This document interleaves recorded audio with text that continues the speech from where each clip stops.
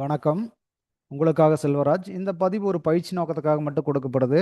அதனால தயவுசெய்து பயிற்சிக்கு மட்டும் பயன்படுத்துங்க. ரெக்கமெண்டா எடுத்துக்காதீங்க.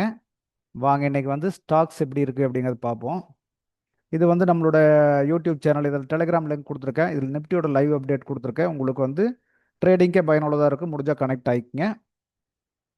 அதே ஃப்ரெஷர்ஸாக இருந்தீங்கன்னா வந்து பார்த்தீங்கன்னா உங்களுக்கு ஃபஸ்ட்டு இந்த இதை பாருங்க. அதாவது புதியவர்களுக்காக பிகினர்ஸுக்கு கொடுத்துருக்கேன் பார்த்தீங்களா? இது ஒரு 14 வீடியோ இருக்கும். ஒன் பை ஒன்னாக பாருங்கள். ஸ்கிப் பண்ணாமல் பாருங்கள். சப்ஸ்கிரைப் பண்ணலைன்னா சப்ஸ்கிரைப் பண்ணிக்கங்க. ஏதாவது டவுட்னா கமெண்ட்டில் சொல்லுங்கள், நான் அதை கிளியர் பண்ணி விட்றேன். ஆல்ரெடி ட்ரேடர்ஸ்னால் இதை தவறாமல் பார்க்க வேண்டி பாருங்கள். அதுக்கடுத்து ஒவ்வொரு அப்டேட்டாக பாருங்கள். பார்த்தீங்கன்னாவே உங்களுக்கு இதே ஒரே கான்செப்ட் தான் நான் ஃபுல்லாக ஃபாலோ பண்ணியிருப்பேன். உங்களுக்கு ஈஸியாக புரியும். வாங்க இன்றைக்கி ஸ்டாக்கில் ரிலையன்ஸ் பார்ப்போம். ஃபஸ்ட்டு ரிலையன்ஸ் வந்து நம்ம அந்த 2 ஸ்டாக் பார்க்குறோம். ரிலையன்ஸ் அண்ட் ஹெச்டிஎஃப்சி பேங்க் மட்டும் பார்க்குறோம். நிறையா இருக்குது. அத்தனை தொலைவிட்டு இருக்காங்க. ரெகுலராக ஒன்று பார்க்கலாங்கிறக்காக இது பார்த்துட்டு இருக்கோம். இன்றைக்கி நேற்று வந்து மார்க்கெட் ஆக்சுவலாக வந்து இந்த இடத்துல தான் முடிஞ்சிருந்தான். இன்னைக்கு பாருங்க, மார்க்கெட் ஓப்பன் ஆன ஸ்பாட்டில் கீழே போய் இதோ நேற்று லோ கிட்டத்தட்ட டச் பண்ண கண்டிஷனில் வந்துட்டு அப்படியே மேலே போனவன் தான் இது ரெசிஸ்டன்ஸாக இருந்தது, சப்போர்ட்டாக மாற்றிட்டு மேலே போயிட்டான். போயிட்டு அகைன் மறுபடியும் இந்த சப்போர்ட் எடுத்துகிட்டு மறுபடியும் அடுத்து போய் அடுத்த ரெசிஸ்டன்ஸையும் முடிச்சுட்டு மேலே போயிருக்கா. மேலே போனவன் பாருங்க மறுபடியும் சப்போர்ட் எடுத்துகிட்டு போயிருக்கா. 5 மினிட்ஸில் பார்த்தீங்கன்னா ட்ரேடுக்கு எப்படி ஆப்பர்ச்சுனிட்டி நம்மளுக்கு அண்டர்ஸ்டாண்ட் ஆகும்.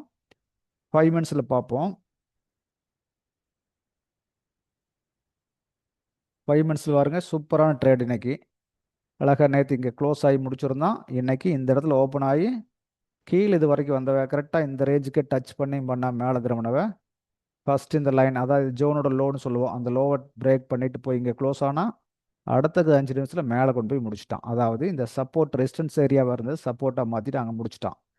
முடிச்சவ அகைன் என்ன நினைக்கிறான், இதே இடத்த பாருங்க சப்போர்ட்டாக பண்ணுறான். இந்த சப்போர்ட்டையே அவன் சப்போர்ட்டாக பண்ணுறான். கொஞ்சம் மேலே வரான், அந்த ரெசிஸ்டன்ஸ் இந்த ரேஞ்சு தொடல, அகைன் கீழே வர்றான், மறுபடியும் கீழே வர்றான், அகைன் தொட்டு இந்த ரெசிஸ்டன்ஸுக்கு போயாச்சு. போன முன்னாடி இது ரெசிஸ்டன்ஸ் சப்போர்ட்டாக மாறிடுச்சுங்களா. மறுபடியும் என்ன பண்ணுறான், மேலே போயிட்டு இந்த சப்போர்ட்டவே மறுபடியும் எடுத்துகிட்டு போகிறாய். சப்போர்ட் எந்த அளவுக்கு ரியாக்ட் ஆகுதுன்னு பாருங்கள். அதான் சொல்லிட்டு இருக்கேன்.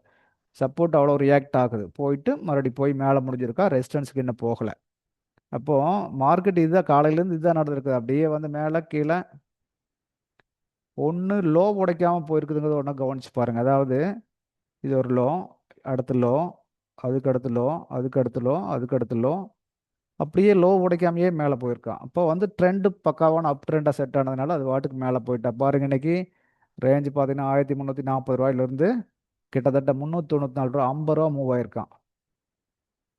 புரிஞ்சுங்களா? ஒரு 2-3% ப்ராப்பராக மூவ்மெண்ட் ஆயிருக்கான். இவ்வளோதான். இந்த ரேஞ்சை கரெக்டாக எடுத்து பழகிட்டுனா இதுக்குள்ளேயே நம்ம ட்ராவல் பண்ண முடியும். ஹெச்டிஎஃப்சி பேங்க் பார்க்கலாம். அது என்ன நடந்தது இன்னைக்கு. அது ஏற்கனவே ஒரே ரேஞ்சுக்குள்ளே சுற்றிட்டு இருக்கான் அப்படின்னு பார்த்துருந்தோம்.